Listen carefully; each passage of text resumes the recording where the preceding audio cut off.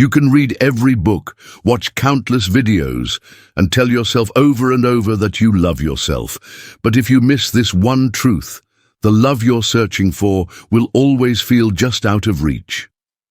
Today, I'm not sharing abstract theory. I'm offering a key, a truth Carl Jung uncovered, that can completely reshape the way you relate to yourself and to others. If you're here, it's because some part of you already senses there's something deeper. This isn't just about shadow, work or energy balancing.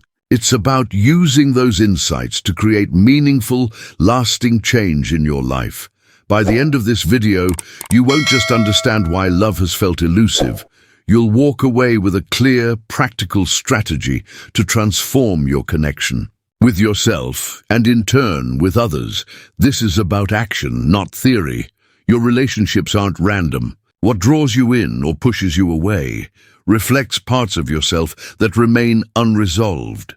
Consider the last person who stirred up strong emotions in you, whether positive or negative. That person wasn't just a fleeting presence. They were a mirror, showing you something buried deep within.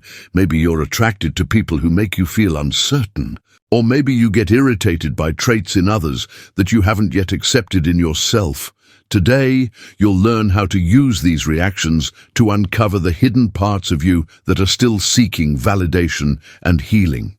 Because until you face them, you'll keep chasing love in places that cannot offer it. The real question isn't why are they like that, but what are they showing me about me? This concept, the relational mirror, goes deeper than it first appears. When someone provokes a strong emotional response, it's often because you're seeing a reflection of your own shadow. Notice the patterns in your relationships. Do you keep attracting the same type of person, or find yourself avoiding others without knowing why? Whether it's attraction or aversion, both are clues pointing inward. When you're drawn to someone, ask, what do I admire in them? Often, these are qualities you've yet to fully explore or embrace in yourself. Maybe someone's spontaneity appeals to you because your own life feels overly rigid. Likewise, if someone irritates you, examine why. Is it possible that what bothers you in them is something you're denying in yourself? Perhaps arrogance in others strikes a nerve because you secretly wrestle with your own pride but feel ashamed to admit it. This level of self-awareness is powerful, but it demands honesty. You must be willing to face the parts of yourself you've hidden away. That's where real healing begins. The toughest relationships often turn out to be the most revealing. The person who constantly pushes your buttons, they might hold the key to the healing you've been avoiding. These aren't coincidences, they're opportunities. These people are often karmic messengers, helping you move toward wholeness. Just as others reflect you, you reflect them. Once you understand this, you begin to approach others with more compassion and take greater responsibility for your own emotional responses. When someone reacts negatively toward you, it's often not about you at all. It's about the reflection of themselves that they see in you. Instead of becoming defensive, you can respond with insight.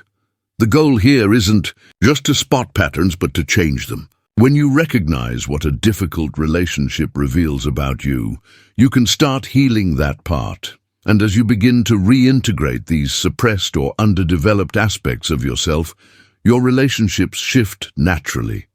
This process takes time. Don't expect instant change. Watch your emotional reactions like a scientist observing a fascinating subject, not with judgment, but with curiosity. Gradually, you'll find that those who once triggered you no longer have that effect. You'll start attracting healthier relationships. Instead of connecting with people who reflect your wounds, you'll draw in those who mirror your wholeness. You won't rely on others to fill what's missing. You'll bring completeness to every connection. That's the foundation of genuine love. Loving from wholeness, not from lack, creates relationships built on mutual growth rather than emotional dependence. You'll stop seeking someone to complete you because you've already reclaimed the parts you thought were missing. And here's the truth at the heart of all of this. The part of yourself you reject is the same part that sabotages your relationships. You cannot truly love or be loved without accepting every part of who you are. Think about the traits you try to hide or feel ashamed of. That's your shadow. And until you acknowledge it, you'll keep projecting your inner conflicts onto others. For example, if arrogance in others disturbs you, it could be because you're afraid of being seen that way yourself. Or if you're drawn to people who belittle you, it might reflect your own unresolved sense of inadequacy.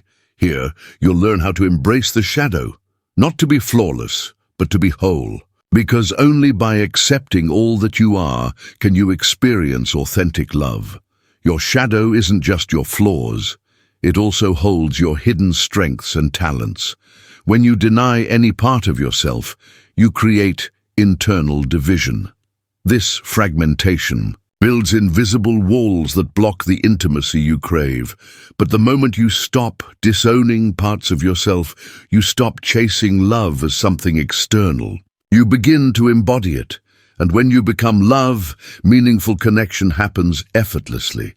This internal divide explains why we often seek in others what we can't accept in ourselves. Each time you harshly judge someone, you're likely confronting a part of you that remains in shadow. Your most intense emotional reactions are the most telling. Maybe you resent vulnerability because you fear your own sensitivity. Or maybe you mock ambition in others because you haven't allowed yourself to pursue success. This dynamic also plays out in romantic attraction. We're often drawn to people who express what we've suppressed. If you're magnetized by dominance, ask yourself if you've denied your own drive for authority. If you gravitate toward people who need saving, it may reflect your own unmet desire for care. Self-sabotage in relationships is subtle but powerful. You might fear abandonment and push people away before they can leave, or resist even healthy influence because it feels like control. These patterns are rooted in your shadow and will keep playing out until they're addressed. Facing the shadow takes courage. It begins with the willingness to look within without self-condemnation. When someone triggers you, ask, "Where does this live in me?" Not to take blame, but to grow in awareness. Healing also involves expressing what's been repressed. In safe and supportive spaces, if your creativity has been buried, find a way to bring it forward. If you've denied your need for connection, open up to those you trust. Over time, what was once hidden becomes a source of power. Try writing a letter to your shadow. Acknowledge its presence, thank it for trying to protect you, and express your intention to integrate it with compassion. This inner conversation marks the start of a meaningful self-reunion. Here's the paradox. When you accept your darkness, you begin to radiate more light. When you embrace imperfection, you become truly authentic, and authenticity is the root of deep connection. The most fulfilling relationships happen when both people arrive as whole beings. You don't seek completion in another, you bring it with you. You stop projecting your fears onto others because you've already faced them yourself. Relationships aren't just meant to feel good, they're designed for growth. Every argument, every disappointment is a mirror offering insight. In this process, you'll come to see love not as a destination, but as a path of self-discovery. Without this understanding, you'll keep repeating the same patterns. If you always feel abandoned, it points to an abandonment wound that's asking to be healed. If you crave security, it may be because a part of you doesn't feel safe. You're here to learn how to use love as a mirror, not just a comfort. Because when love is only seen as pleasure, we miss its true potential to transform. Relationships are life's most intense classroom. Every person is a teacher. Until you learn the lesson, the same pattern will keep showing up. The names and faces may change, but the lesson remains. Relational patterns aren't random. When you look at your relationship history, you'll spot recurring themes. Maybe it's emotionally distant partners, or people who always seem to need rescuing. These aren't accidents. They're signposts pointing to parts of you that need healing. Attachment theory shows us how early relationships shape our adult patterns. If you learned that love was inconsistent, you may unconsciously seek that same inconsistency because it's familiar, even if painful.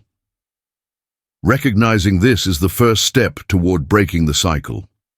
The deeper purpose of love isn't happiness. Though that may come, its purpose is to illuminate parts of yourself that would otherwise stay hidden.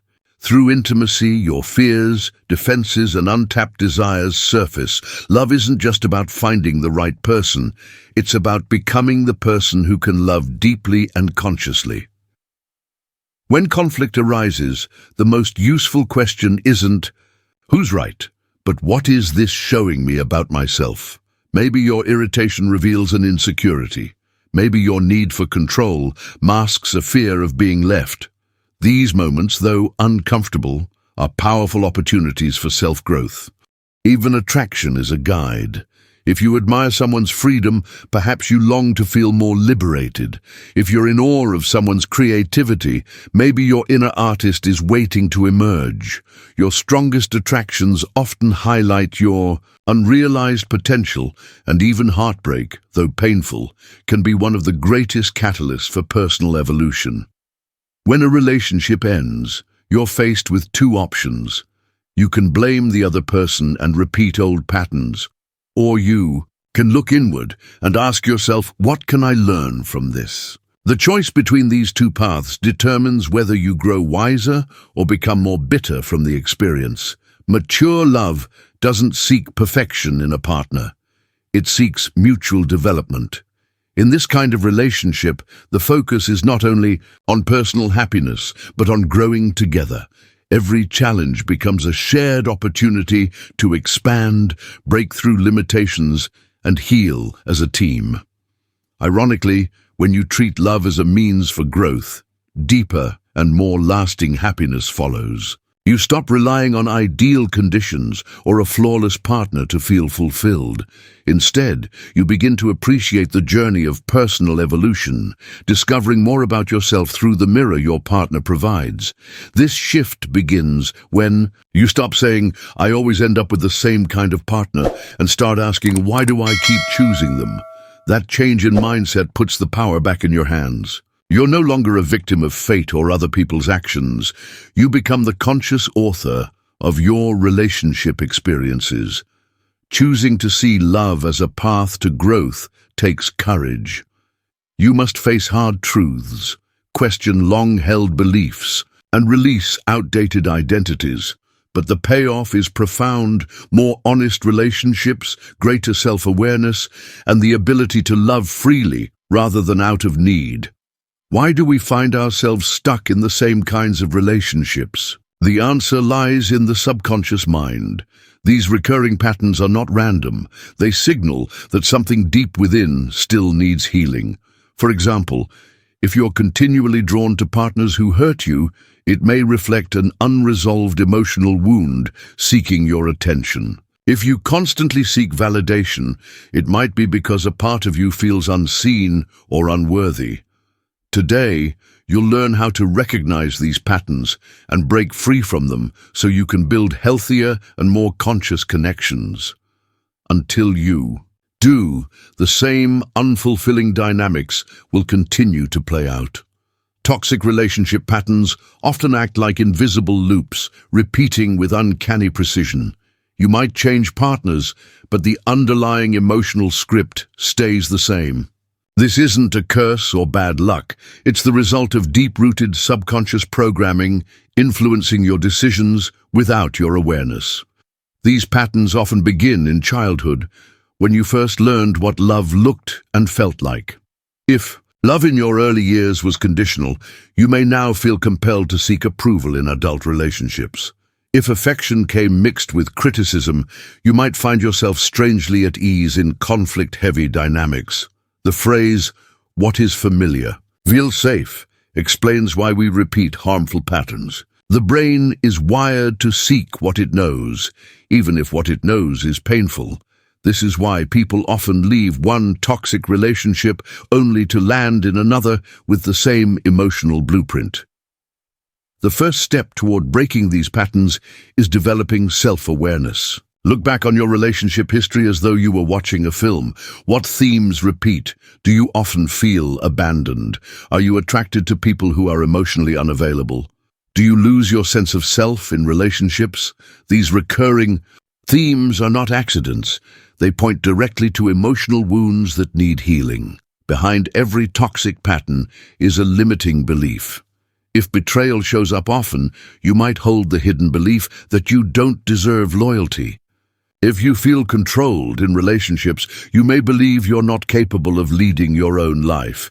These beliefs work like invisible magnets, pulling in experiences that seem to confirm them. Neuroscience shows that these patterns are not just psychological, they're also neurological. Repetition strengthens the brain's wiring. To break these patterns, you need constant awareness and new experiences that counter the old ones. One powerful tool is to identify your emotional triggers, specific situations that bring intense reactions. Maybe a delayed text sparks a deep fear of abandonment, or a casual comment stirs insecurity. These moments reveal the core wounds that need healing. True healing begins with taking ownership of your patterns. This doesn't mean self-blame. It means recognizing your role in creating and sustaining the cycle.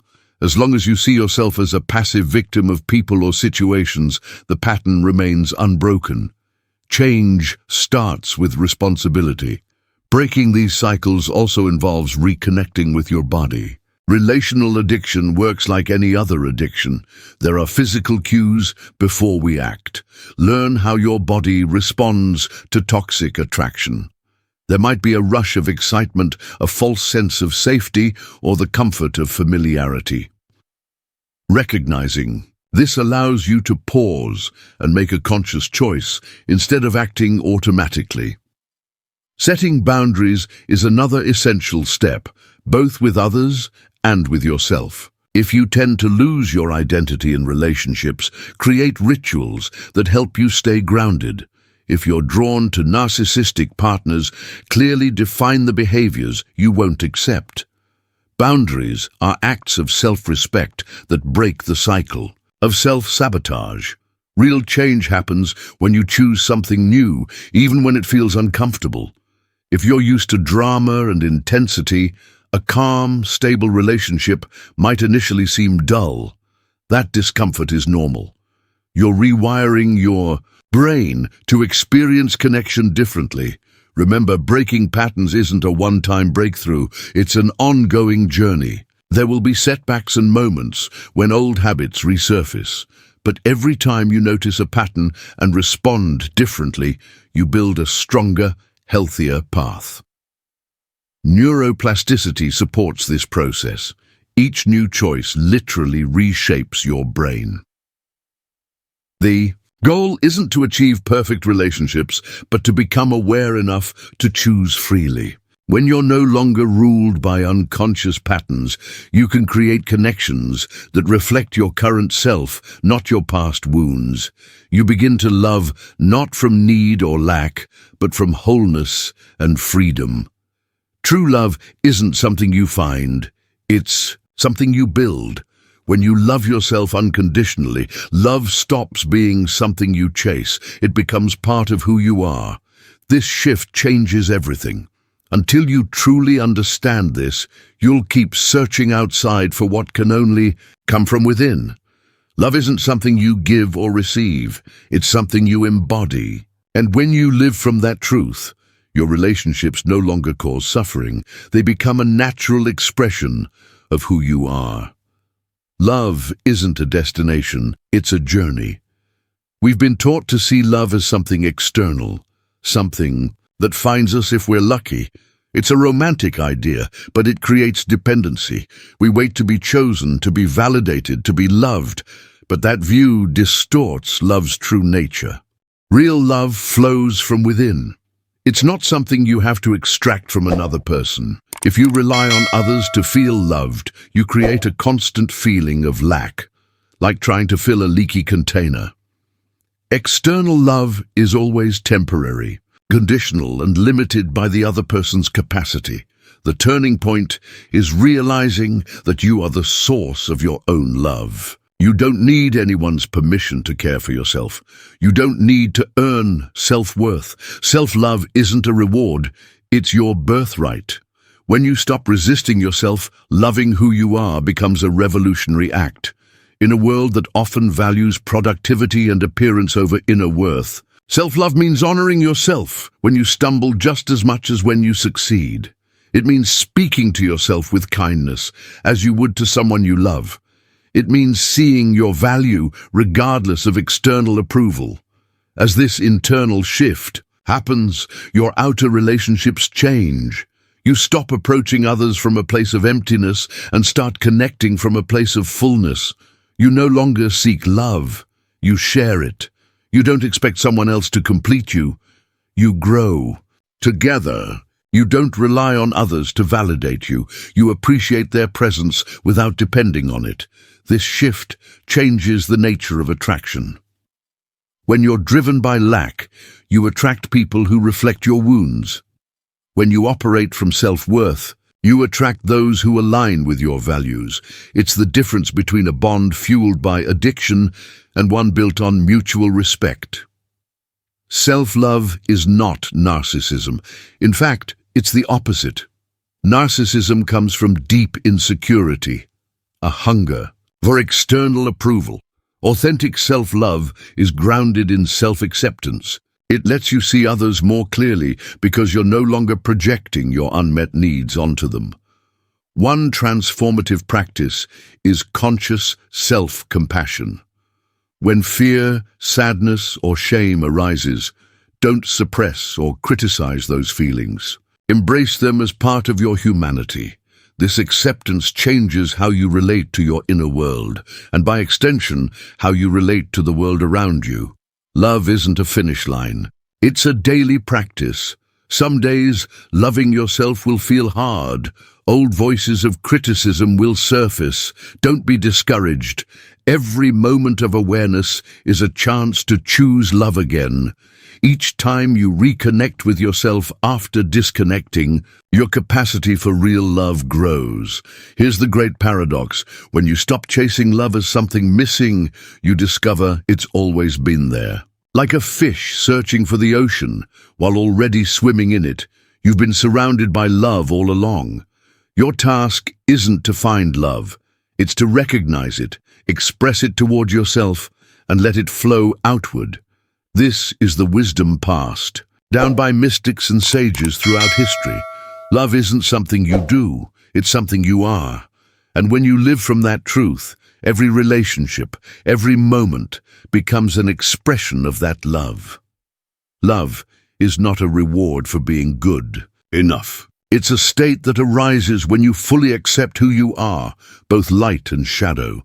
No one can love you more deeply than you can love yourself. And that understanding changes everything.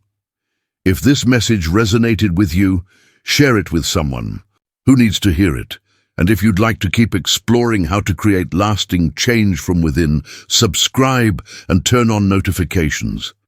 Remember, love isn't something you find, it's something you build, and that journey begins today. Thank you for being here. I'll see you in the next video. Until then, take care.